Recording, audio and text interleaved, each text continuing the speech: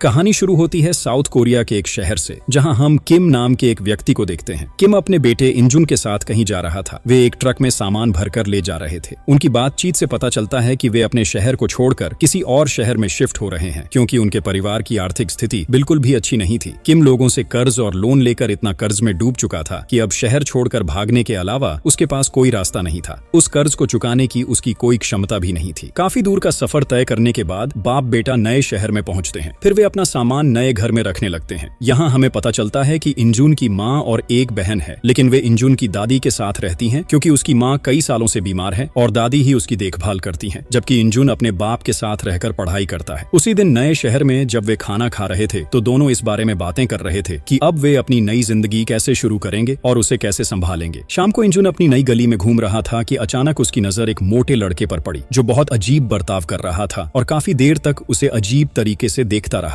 इंजुन समझ ही नहीं पा रहा था कि इस लड़के की समस्या क्या है। थोड़ी देर बाद वो लड़का वहां से चला गया और इंजुन उसकी ओर देखता ही रह गया, क्योंकि उसका बर्ताव वाकई अजीब था। कुछ दिन बीत गए। अब इंजुन ने इस शहर के एक नए स्कूल में एडमिशन ले लिया था। आज उसका पहला दिन था तो वह तैयार होकर स्कूल आया, लेकिन स्कूल के लड़के उसे अजीब तरह से देख रहे थे, क्योंकि इंजुन दिखने में थोड़ा भोला भाला था। जब वह अपनी क्लास के सामने पहुंचा तभी दूसरी तरफ से कुछ लड़के आ रहे थे। ये लड़के दरअसल स्कूल के एक खतरनाक गैंग के सदस्य थे, जिसका नाम था ज्यूस गैंग। इस गैंग का लीडर था जेनुन, जो स्कूल का सीनियर था और जिसे देखकर लगभग पूरा स्कूल डरता था। यहाँ तक कि स्कूल के नियम कानून भी उनके हिसाब से चलते थे। यहीं पर इंजुन की मुलाकात अपने क्लासमेट सैम से होती है। सैम उसे ज्यूस गैंग दिखाकर कहता है, वो देख, ये हमारे स्कूल का सबसे खतरनाक गैंग है। हमारे स्कूल में 2 गैंग हैं और दोनों ही बहुत खतरनाक हैं। इन दोनों गैंग का नाम था ज्यूस गैंग और बाडई गैंग। सैम ने उसे समझाया कि इनसे हमेशा दूर रहना, नहीं तो इनके जाल में फंस जाओगे। लेकिन इंजुन ने इस बात पर ज्यादा ध्यान नहीं दिया, क्योंकि उसका ध्यान बस पढ़ाई पर था। क्लास शुरू होने के बाद उनकी क्लास टीचर आती है। उन्हें देखकर इंजुन थोड़ा हैरान हो जाता है, क्योंकि उनका लुक काफी फनी था, थोड़ा मिलिट्री स्टाइल का, लेकिन वो उनकी नई टीचर थी। उन्होंने अपना नाम पार्क बताया और पढ़ाना शुरू कर दिया। पीछे बैठे सैम ने इंजुन से कहा, शायद तुम्हें इन्हें देखकर हंसी आए, लेकिन ये कोई साधारण टीचर नहीं है। इनमें बहुत टैलेंट है और प्रिंसिपल ने इन्हें खुद हायर किया है। ब्रेक टाइम में उनकी क्लास का एक लड़का इंजुन को बुलाता है। इंजुन जाकर कहता है, अंकल, आपने मुझे बुलाया?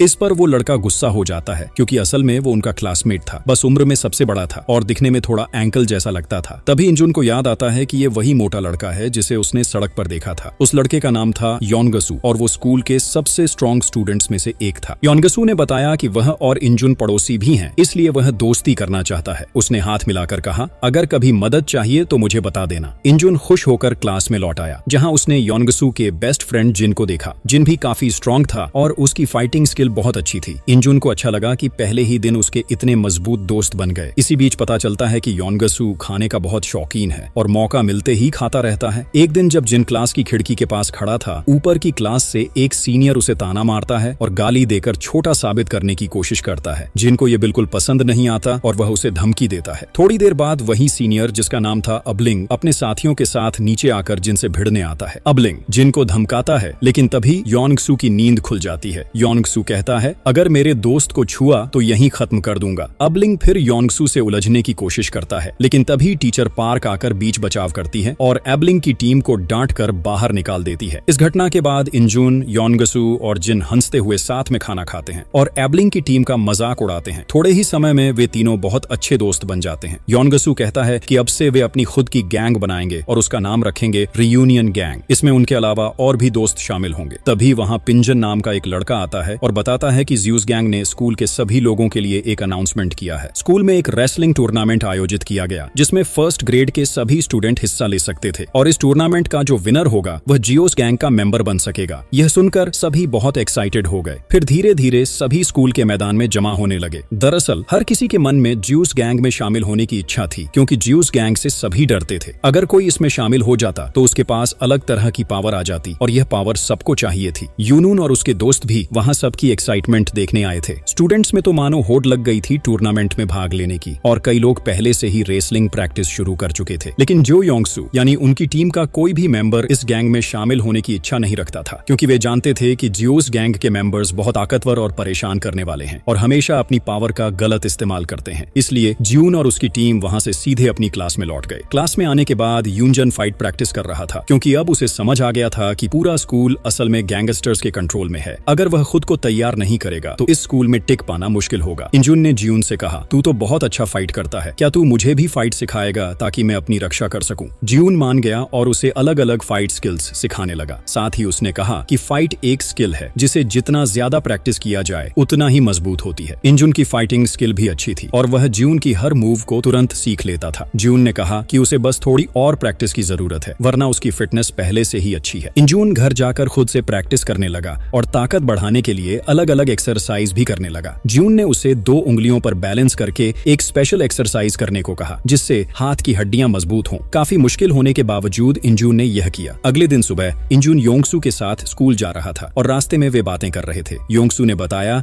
कि वह कभी बहुत अच्छा फाइटर था और स्कूल के सारे गैंगस्टर उससे डरते थे, लेकिन एक दिन उसने अचानक फाइट छोड़ दी और कसम खाई कि अब कभी गलत काम नहीं करेगा। जब गैंग को यह पता चला तो वे उसके पीछे पड़ गए और अक्सर उससे फाइट करने की कोशिश करते हैं। कुछ दूर आगे इंजुन और योंगसू ने देखा कि कुछ लड़के एक स्टूडेंट को बुली कर रहे हैं और उसके बैग से पैसे निकाल रहे हैं। इंजुन और योंगसू को गुस्सा आया, लेकिन योंगसू तो फाइट नहीं कर सकता था, इसलिए इंजुन ने अपनी फाइटिंग स्किल से उन्हें डराकर भगा दिया। फिर वे सीधे ज्यूस गैंग के कुछ मेंबर्स को यह बताने गए कि इंजुन और योंगसू ने उनके काम में दखल दिया है। जब इंजुन और योंगसू क्लास में पहुंचे तो देखा वहां कुछ लड़के योंगसू का इंतजार कर रहे थे, जिनमें से एक का नाम बॉल्डमैन था जो जेस गैंग का मेंबर था। बॉल्डमैन ने आकर कहा, बहुत हिम्मत आ गई है तुम्हें हमारे काम में टांग अड़ाने की, और योंगसू तू तो फाइट से दूर रहता था, फिर अब हमारे मामलों में क्यों पड़ रहा है। योंगसू ने फाइट करने से मना कर दिया, लेकिन बॉल्डमैन ने धमकी दी कि अगर फिर उनके काम में दखल दिया तो वह नहीं छोड़ेगा। तभी जोस गैंग का लीडर जियोन आ गया और बॉल्डमैन को थप्पड़ मारते हुए बोला, तू भूल गया कि योंगसू कभी हमारे लाइन का बंदा था। फिर उसने योंगसू से कहा कि सुना है वह टूर्नामेंट में हिस्सा नहीं लेगा, लेकिन वह चाहता है कि योंगसू इसमें शामिल हो क्योंकि उसे यकीन है कि योंगसू जीतेगा और उनकी टीम में जुड़कर स्कूल में उनकी पावर बढ़ाएगा। योंगसू ने साफ मना कर दिया और कहा कि वह कभी गैंग में शामिल नहीं होगा क्योंकि उसने फाइट छोड़ दी है और अब बस पढ़ाई खत्म करके यहाँ से निकलना चाहता है। जॉन गुस्से में बोला, फाइट छोड़कर तेरे तेवर बहुत बढ़ गए हैं, देखना एक दिन तुझे मेरी टीम में आना ही पड़ेगा। इतना कहकर वह अपने मेंबर्स के साथ चला गया। इंजुन ने योंगसू से कहा कि उन्होंने धमकी दी लेकिन फिर भी तुम्हें हाथ तक नहीं लगाया। योंगसू ने कहा, क्योंकि वे मेरी फाइटिंग स्किल जानते हैं। स्कूल छुट्टी के बाद इंजुन योंगसू के घर गया क्योंकि वह उसकी फाइटिंग स्किल के बारे में और जानना चाहता था। वहां उसने देखा कि योंगसू एक साथ 50 उबले अंडे खा रहा था, जिससे उसे अंदाजा हुआ कि योंगसू इतना स्ट्रांग क्यों है। इंजुन ने पूछा कि जॉन ने क्यों कहा कि वह उनके लाइन का था। योंगसू ने बताया कि वह भी पहले गैंगस्टर था और हमेशा फाइट करता था, लेकिन बाद में अपनी गलती समझकर सही रास्ते पर आ गया। जॉन चाहता है कि वह अपनी कसम तोड़कर फिर फाइटिंग लाइन में लौट आए ताकि उनकी गैंग और स्ट्रांग हो जाए। अगले दिन स्कूल में योंगसू को खबर मिली कि जॉस गैंग उसके छोटे भाई को पकड़कर बास्केटबॉल क्लब में ले गए हैं। वह तुरंत अपनी टीम के साथ वहां पहुंचा और देखा कि वे उसके भाई को बुली कर रहे हैं। जॉन ने कहा कि योंगसू तो उनसे फाइट नहीं कर सकता, इसलिए अब उसका भाई बॉल्डमैन से लड़ेगा। अगर उसने फाइट नहीं की तो उसे कायर समझा जाएगा। योंगसू का भाई गुस्से में चैलेंज स्वीकार कर लेता है। फाइट शुरू होने से पहले बॉल्डमैन कहता है कि कफन का इंतजाम कर लो क्योंकि उसका भाई मरने वाला है। योंगसू को गुस्सा आता है, लेकिन वह खुद को कंट्रोल में रखता है। फाइट में योंगसू का भाई बॉल्डमैन को अच्छे से रोकता है, लेकिन आखिरकार बॉल्डमैन चालाकी से उसके गले पर पैर जमाकर पकड़ लेता है। फिर पैर से छुटकारा पाकर वह उसे बुरी तरह मारता है और योंगसू को ताने मारता है कि वह और उसका भाई एक जैसे नहीं दिखते। योंगसू का गुस्सा चरम पर था, लेकिन उसने खुद को कंट्रोल में रखा क्योंकि उसे पता था कि ये सब उसे फाइट कराने के लिए किया जा रहा है। आखिरकार जियोस गैंग वहां से चली जाती है।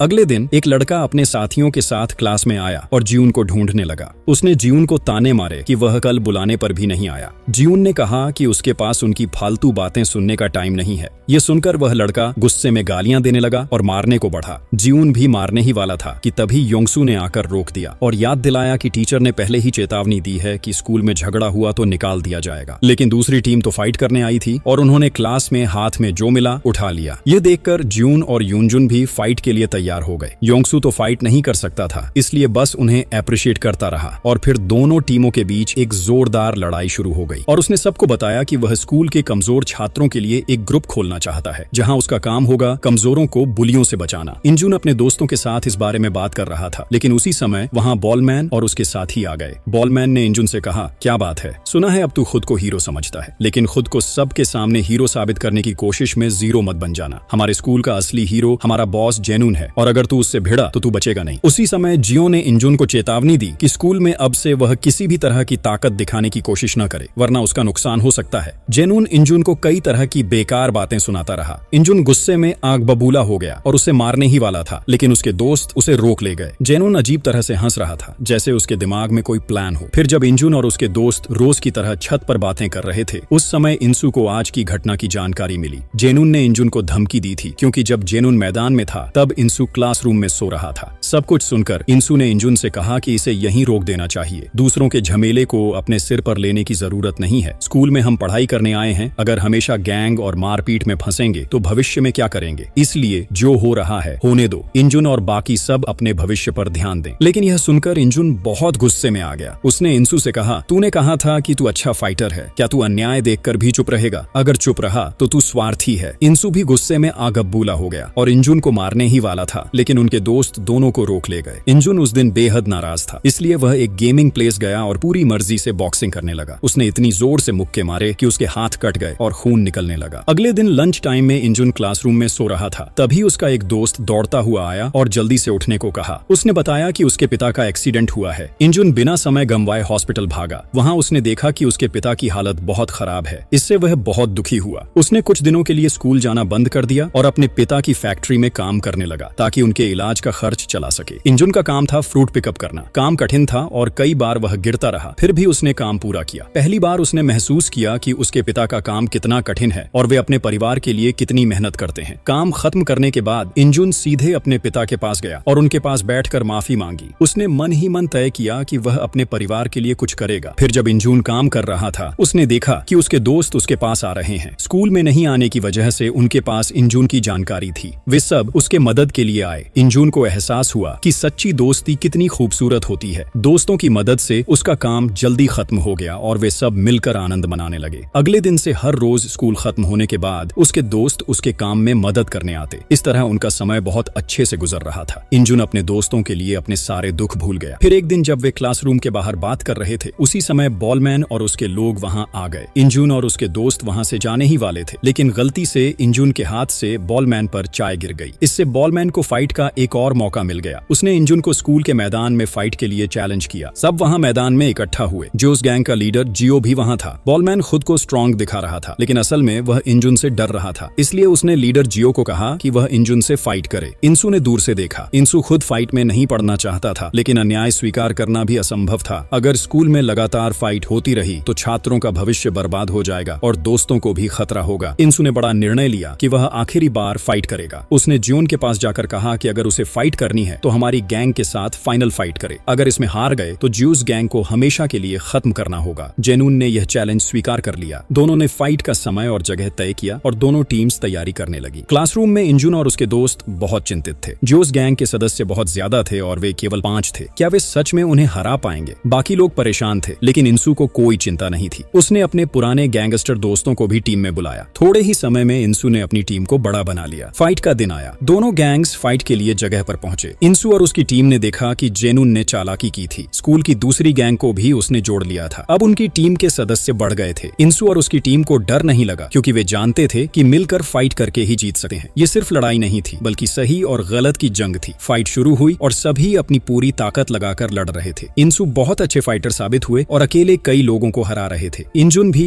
अब बहुत अच्छा फाइटर बन चुका था। उनकी टीम ने आखिरकार जीत हासिल की। जॉन को बहुत गुस्सा आया, लेकिन नियम के अनुसार कुछ नहीं कर सके। इंसु और उसकी टीम की जीत के बाद सब खुशी मनाने लगे। शाम को उन्होंने पार्टी की, जिसमें हर किसी का पसंदीदा खाना था। अगले दिन इंजुन अपने 2 दोस्तों के साथ खाना खा रहा था। तभी उसका दोस्त बोला कि इंसु बहुत अच्छा इंसान है। वह हमारे भविष्य के बारे में सोचता है ताकि हम सब अच्छा कर सकें। वह नहीं चाहता कि स्कूल में कोई गैंग हो। इंजुन को याद आया कि इंसु ने कहा था कि वह भविष्य में बहुत कुछ अच्छा करना चाहता है और अपने परिवार की जिम्मेदारी लेना चाहता है। यह उसका बड़ा सपना था, इसलिए वह अब किसी फाइट में नहीं पड़ना चाहता। वे सब बातें कर रहे थे कि तभी उनका दोस्त सैम दौड़ता हुआ आया। उसने बताया कि इंसु की हालत बहुत खराब है, वो हॉस्पिटल में भर्ती है। कल रात किसी ने उस पर हमला किया और उसके सिर पर जोर से चोट आई। यह सुनकर इंजुन और उसके सभी दोस्त हॉस्पिटल भागे। वहां इंसु की बहन थी। उसने बताया कि इंसु अभी होश में नहीं आया है और डॉक्टर ने कहा कि किस समय होश आएगा कोई नहीं बता सकता। इंजुन और उसके दोस्त बहुत दुखी हुए, खासकर इंजुन, जो हमेशा विपत्ति में इंसु के साथ रहा। फिर इंजुन अपने दोस्तों के साथ सीधे पुलिस स्टेशन गया ताकि पता लगाया जा सके कि इंसु पर हमला किसने किया। लेकिन पुलिस ऑफिसर ने कहा कि यह स्कूल स्टूडेंट्स के लिए नया नहीं है। आज कुछ नहीं करेंगे, कल फिर फाइट करेंगे, इसलिए इनको गंभीरता से लेने की जरूरत नहीं है। इंजुन और उसके दोस्तों को पढ़ाई पर ध्यान ध्यान देने के लिए कहा गया, जिससे वे सभी बहुत गुस्से में आ गए। इंजुन समझ गया कि पुलिस से अपराधी को नहीं पकड़ा जा सकता, इसलिए उसे खुद कुछ करना होगा। वह उदास होकर घर आया और चुपचाप लेट गया। तभी उसके पिता, जो अब पूरी तरह स्वस्थ हो चुके थे, आए। उन्होंने इंजुन को खाना खाने के लिए कहा, लेकिन इंजुन का गला से खाना नहीं उतर रहा था। जब पिता ने पूछा कि क्या हुआ, तो इंजुन बहुत रोने लगा। उसे डर था कि कहीं इंसू को वह फिर खो न दे। ये सब सोचते सोचते वह पागलों की तरह हो जाता है। फिर बिना कुछ कहे वह घर से निकल जाता है। कई कोशिशों के बाद वह बोलमैन को ढूंढ लेता है। उसे ऐसा लग रहा था कि बोलमैन और उसके साथी ही यंगसू पर हमला करने वाले थे। इस सोच ने उसे पूरी तरह साइको बना दिया। वह बोलमैन से कहता है कि आज उसने यंगसू को मारा है, इसलिए वह उसे किसी भी हाल में नहीं छोड़ेगा, और फिर उस पर हमला कर देता है। इस बीच बोलमैन समझ जाता है कि इंजुन आज बेहद गुस्से में है, क्योंकि उसकी आंखों और चेहरे पर भयानक क्रोध साफ दिखाई दे रहा है। इसलिए वह उसके साथ लड़ने की हिम्मत नहीं करता, बल्कि कहता है कि यंगसू पर हमला करने में उसका कोई हाथ नहीं है। लेकिन इंजुन शांत नहीं होता। फिर भी अंततः वह उसे छोड़ देता है। इस तरह कई दिन गुजर जाते हैं। इसी बीच सारांग को इंजुन के व्यवहार में काफी बदलाव दिखने लगा है। वह इंजुन को मिलने बुलाता है और समझाने की कोशिश करता है कि अब से वह लड़ाई झगड़े में न फंसे।